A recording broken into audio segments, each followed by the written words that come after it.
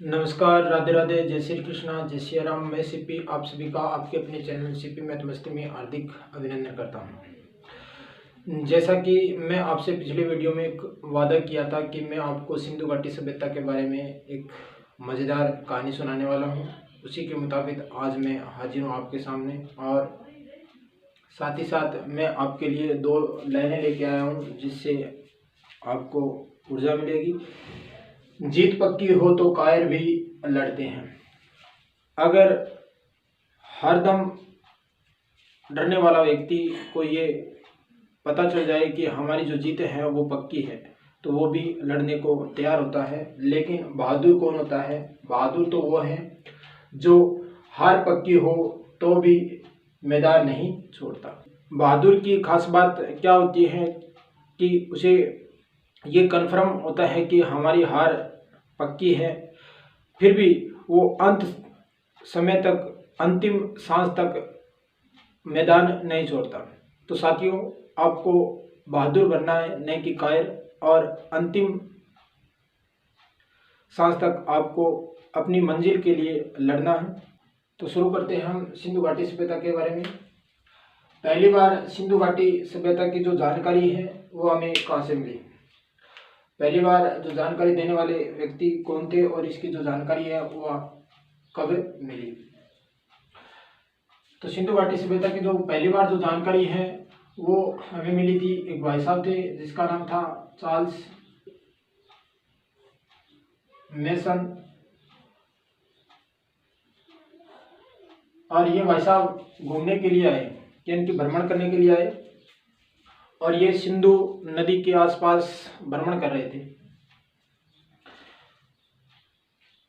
भ्रमण करते करते इनकी जो नज़रें हैं वो बड़े बड़े टीलों पर पड़ी, और उन टीलों को देखकर इन्होंने एक बात कही कि इन टीलों के नीचे कुछ ऐसी चीज़ें हैं जो रहस्यमय है। और ये बात इन्होंने बोली थी 1826 के अंदर, 1826 ईस्वी में। इन्होंने उन टीलों को देखकर कहा कि इन टीलों के नीचे कुछ ऐसी चीज़ें हैं जो रहस्यमय हैं। और ये जो बातें हैं ये बोली थी 1826 के अंदर। तो पहली बार सिंधु घाटी सभ्यता की जो जानकारी है वो चार्ल्स मेसन ने दी थी, और ये जो जानकारी है ये हमें मिली थी 1826 के अंदर। कुछ वर्षों के बाद में, यानी कि 1856 के अंदर, 1856 ईस्वी में 2 भाई थे, और उन दोनों का नाम था, एक का नाम था जॉन बर्टन और दूसरे का नाम था विलियम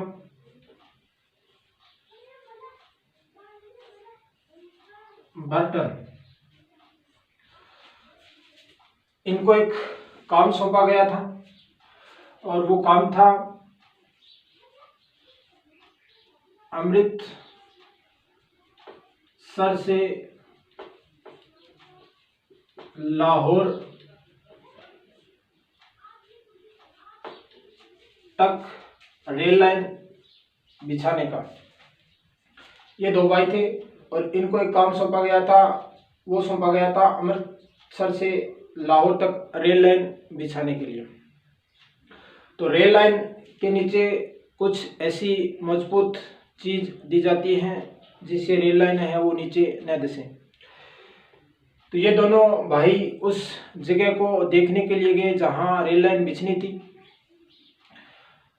तो ये दोनों वहाँ घूम रहे थे, और इन दोनों को घूमते हुए देखकर वहाँ के जो लोग थे वो इनके पास आए और इनसे पूछा कि भाई आप यहाँ क्यों घूम रहे हो?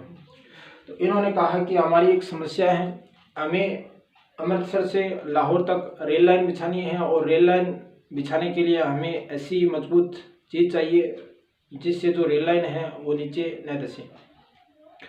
आजकल जो रेल लाइनें हैं उसमें जो कंक्रीट की बने हुए बड़े बड़े ब्लॉक दिए जाते हैं, और साथ ही साथ जो गिल्टी होती है उसको लगाया जाता है। तो उन लोगों ने कहा कि ये जो समस्या है ये तो हम आपको सोल्व कर देंगे। तो आप इन दोनों ने कहा कि आप हमारी ये समस्या किस प्रकार सोल्व करोगे। तो उन्होंने कहा कि हम आपको ईंट ला के दे देंगे। तो इन दोनों ने कहा कि आप इतनी सारी जो ईंटें हैं वो कहाँ से ला के दोगे। तो उन लोगों ने कहा कि आपको आम खाने या पेड़ गिनने हैं। तो इन दोनों ने कहा हमें तो भाई आम खाने, अगर हम आपको ईंट ला के देंगे तो हमें उन ईंटों के बदले क्या मिलेगा। तो इन दोनों भाइयों ने कहा कि आपको हम पैसे देंगे। तो बात पक्की हो गई। दूसरे दिन जो वहाँ के जो लोग थे वो अपनी अपनी बैलगाड़ी ऊँटगाड़ी में जो ईंटें हैं उन टीलों से ईंट निकाल कर इनको ला के दी। और इन्होंने जो पूरी अमृतसर से लेकर लाहौर तक रेल लाइन बिछा दी। रेल लाइन बिछाने का जो कार्य है वो पूर्ण हो गया। और इसके बाद में ये दोनों भाई एक व्यक्ति के पास गए थे और उस व्यक्ति का नाम था अलेक्जेंडर कनिंघम। उस व्यक्ति का नाम था अलेक्जेंडर कनिंघम।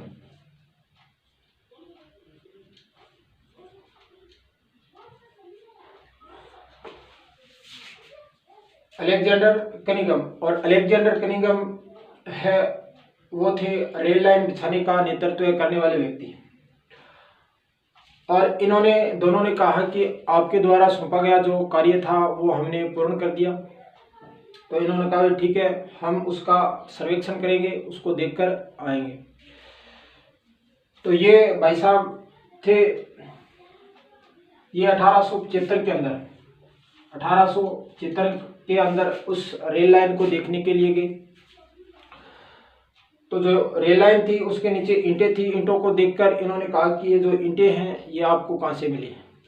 तो इन दोनों भाइयों ने कहा कि ये ईंटें यहाँ के जो लोग थे उन्होंने हमें ला के दी।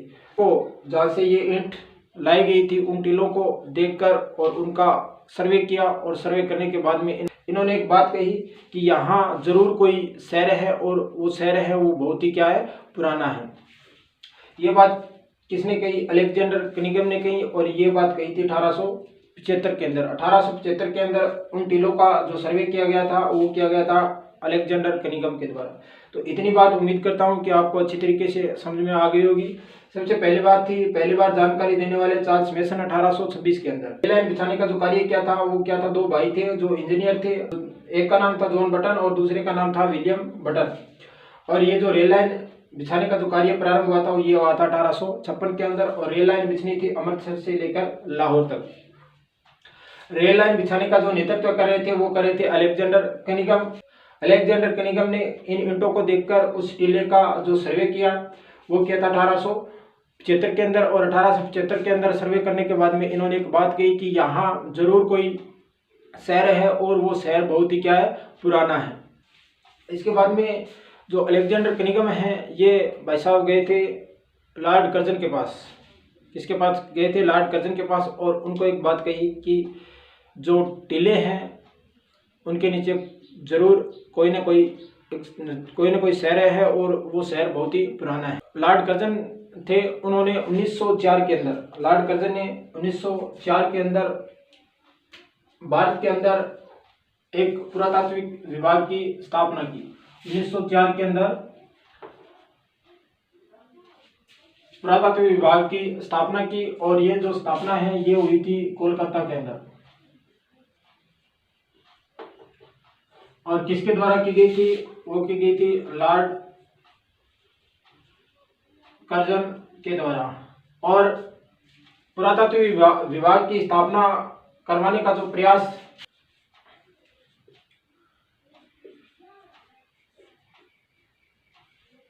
अलेक्जेंडर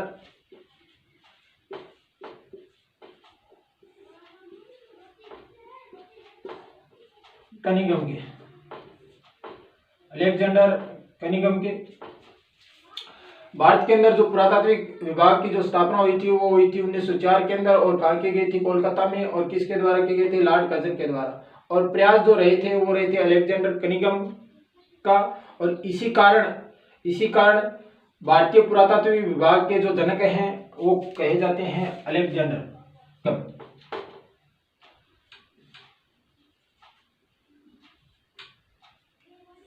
तो ये प्रश्न है, ये बहुत ही मोस्ट है कि भारतीय पुरातत्व विभाग के जो जनक हैं वो किसे कहा जाता है, तो वो था अलेक्जेंडर कनिंघम, क्योंकि इन्हीं के प्रयासों से भारत के अंदर पुरातत्व विभाग की जो स्थापना हुई थी और वो हुई थी 1904 के अंदर। और इस विभाग के जो निर्देशक बनाए गए थे वो बनाए गए थे जॉन मार्शल को। वो बनाए गए थे जॉन मार्शल को।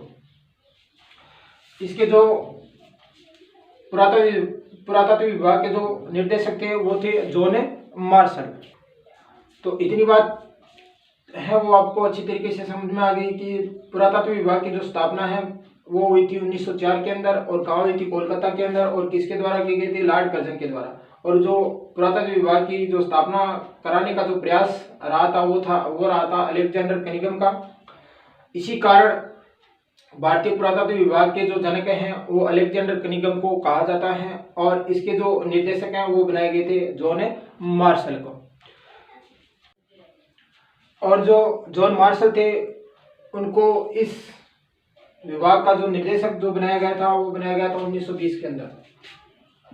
1920 के अंदर जो जॉन मार्शल थे उनको इस विभाग का निर्देशक बनाया गया था, और निर्देशक बनने के बाद में इन्होंने उन चीज़ों को देखा और देखकर इन्होंने इस जो सभ्यता थी इसका नाम दिया सिंधु घाटी सभ्यता। सिंधु घाटी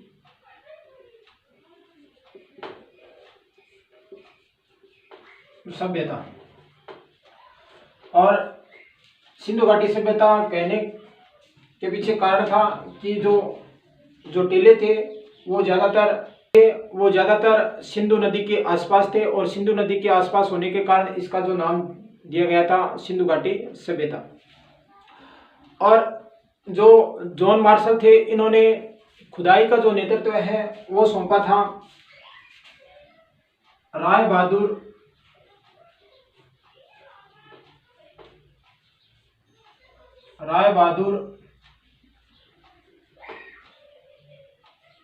दयाराम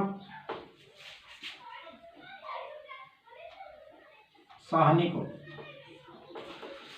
और राय बहादुर साहनी के द्वारा पहली बार जो इस सभ्यता की जो खुदाई है वो करवाई गई थी 1921 के अंदर।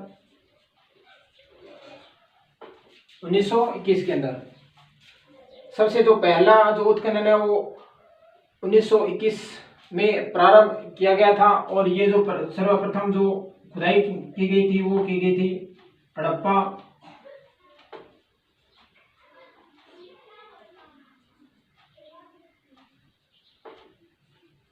स्थान से।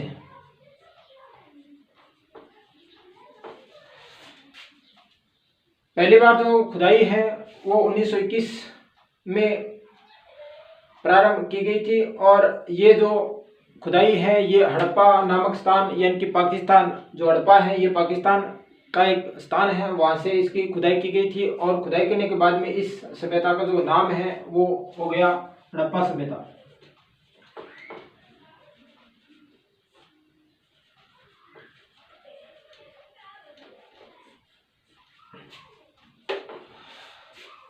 तो निर्देशक जो जॉन मार्शल हैं वो निर्देशक बने थे 1920 ईस्वी के अंदर, और निर्देशक बनने के बाद में इन्होंने उन टीलों का जो सर्वे किया, और सर्वे करने के बाद में इन्होंने इस सभ्यता का नाम दिया सिंधु घाटी सभ्यता। और सिंधु घाटी सभ्यता नाम देने का कारण था कि जो टीले थे वो ज़्यादातर सिंधु नदी के आसपास थे, और सिंधु नदी के आसपास होने के कारण इन्होंने इस सभ्यता का जो नाम है वो दिया था सिंधु घाटी सभ्यता। और जॉन मार्शल ने इस सभ्यता की खुदाई का जो नेतृत्व है वो सौंपा गया था राय बहादुर दयाराम साहनी, और दयाराम साहनी के द्वारा 1921 के अंदर हड़प्पा नामक यानी कि पाकिस्तान में इसकी खुदाई करवाई गई। पहली बार जो उत्खनन है वो 1921 में और दयाराम साहनी के द्वारा हड़प्पा नामक स्थान से शुरू हुआ। इस कारण इसका जो नाम है वो हो गया हड़प्पा सभ्यता। इसके बाद में इसकी जो विधिवत जो घोषणा की गई थी वो की गई थी 1924 के अंदर। कब की गई थी? 1924 के अंदर। इस सिंधु घाटी सभ्यता की जो विधिवत जो घोषणा की गई थी वो की गई थी 1924 के अंदर। और एक समाचार पत्र था जिसका नाम था लंदन साप्ताहिक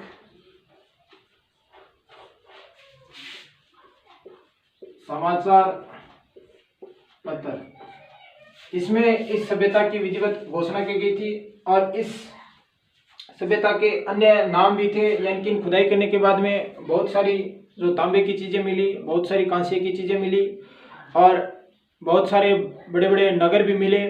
तो इनके जो और भी कई नाम थे वो थे, एक तो था हड़प्पा सभ्यता और ये नाम दिया गया था, यानी कि हड़प्पा नामक स्थान से पहली बार इसका उत्खनन किया गया था इस कारण। और दूसरा नाम था नगरीय सभ्यता।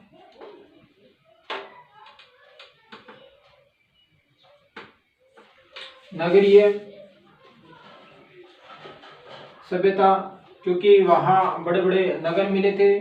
और साथ ही साथ इसका नाम था ताम्र युगीन सभ्यता। इस सभ्यता के अंदर तांबे की जो चीजें हैं वो भी प्राप्त हुई थी और साथ ही साथ कांस्य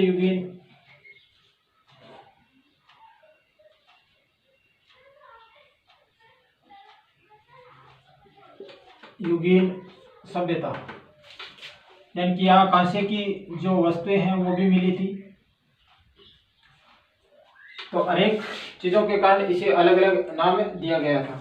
और ऋग्वेद के अंदर इसका एक अलग ही नाम हमें देखने को मिलता है और वो है हरि यूपिया। ऋग्वेद के अंदर इस सभ्यता का जो नाम है वो है हरि यूपिया। तो विधिवत जो घोषणा है वो 1924 के अंदर की गई थी और लंदन साप्ताहिक समाचार पत्र के अंदर। और इस सभ्यता के जो अन्य नाम थे, यानी कि अलग अलग चीज मिलने के कारण इसके अलग अलग नाम थे। हड़प्पा सभ्यता ये नाम दिया गया था, पहली बार उत्खनन हड़प्पा नामक स्थान पर होने के कारण। फिर बड़े बड़े नगर मिले तो इसे प्रथम नगरीय सभ्यता, प्रथम नगरीय सभ्यता, प्रथम नगरीय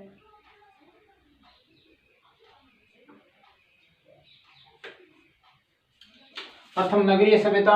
और तांबे की भी यहाँ वस्तुएं मिली थी, इस कारण इसे ताम्र युगीन सभ्यता कहा गया। और साथ ही साथ कांसे की वस्तुएं भी मिली, इस कारण इसे कांस्य युगीन सभ्यता भी कहा जाता है। और इस सभ्यता का ऋग्वेद के अंदर जो नाम मिलता है वो मिलता है हरि यूपिया। क्या मिलता है? हरि यूपिया। तो आज के लिए इतना ही। कैसा लगा ये तो हमें आप जब कमेंट करके बताओगे तभी हमें पता चलेगा। और अगर वीडियो अच्छा लगा है तो इसे ज़्यादा से ज़्यादा लाइक करना और अपने दोस्तों के साथ ज़्यादा से ज़्यादा शेयर करना। इसके बाद हम चर्चा करेंगे इसके विस्तार को लेकर कि इसका जो विस्तार है वो किन किन देशों के अंदर था, कितने एरिया में था, इसका आकार क्या था। और फिर हम चर्चा करेंगे अलग अलग स्थान के बारे में। हड़प्पा हो गया, मोहनजोदड़ो हो गया, कालीबंगा हो गया, इन जगहों के बारे में भी हम जानकारी हासिल करेंगे। तो आज के लिए इतना ही, फिर मिलेंगे अगले वीडियो में। तब तक के लिए जय हिंद, जय भारत, वंदे मातरम, राम राम।